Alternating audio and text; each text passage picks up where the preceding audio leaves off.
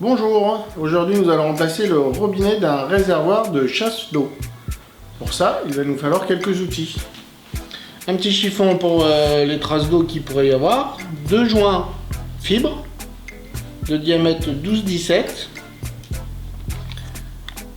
un robinet, donc en T, qu'on va trouver au magasin de bricolage. Donc au niveau des tailles, c'est standard. Une ou deux clés à molette.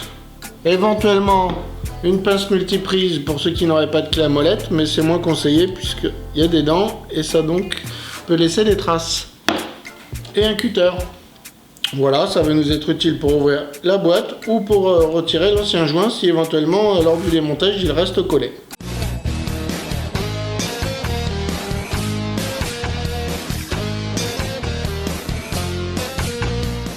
Alors première étape, d'abord on va couper l'eau de l'appartement.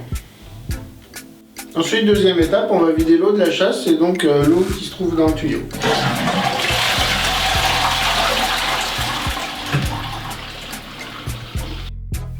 Donc étape suivante, maintenant que j'ai rapproché les outils, on va démonter le robinet en place.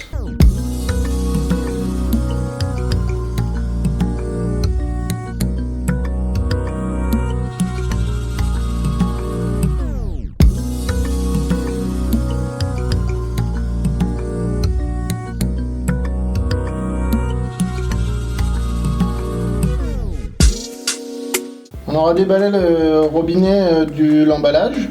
On va retirer l'écrou qui est juste là. En l'occurrence, pour du remplacement, il ne sera pas utile. Il sera utile que si on est sur du neuf. Donc, on va récupérer un joint fibre. On va positionner à cet endroit-là. On va commencer à visser. Voilà, donc on ne va pas le serrer à fond. On va venir le positionner ici. On va préparer le deuxième joint.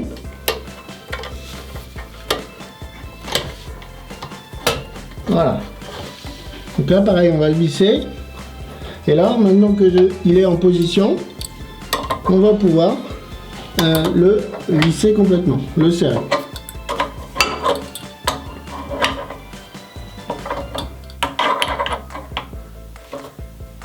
Voilà, donc il faut bien le maintenir, sans forcer non plus.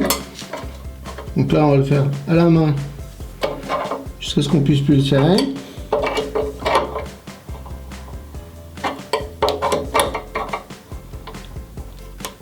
Voilà, ça devient un petit peu plus dur, donc on s'arrête là. On va vérifier celui-là.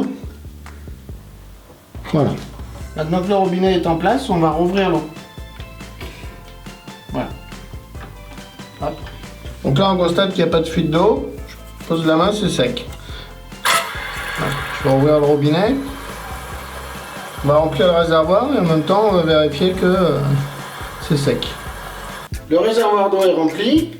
J'ai vérifié, il y avait une légère petite fuite d'eau, donc normal. J'ai remis un petit coup de clé et c'est fini. Dans le cas de figure où vous n'êtes pas en capacité d'arrêter l'eau, alors il se peut que le joint soit mal positionné lors du montage, donc on recoupe l'eau, on redémonte le robinet, on le remet en position. Petite astuce, si c'est pas suffisant, on mettez deux joints de part et d'autre, ou d'un côté ou de l'autre. Voilà, merci.